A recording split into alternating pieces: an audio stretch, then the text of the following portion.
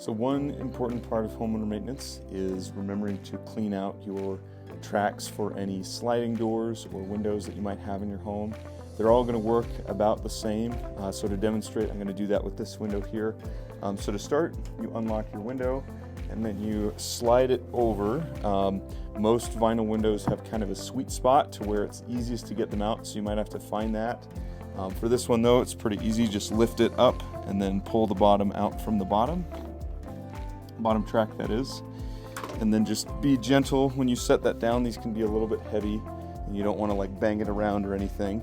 And then from there, there's this plastic piece on the bottom that you can pull out to actually get to the track that you're trying to clean. And then to get the track out, you just need something that you can hook around the edge like so to pull the track up, and then just carefully remove it.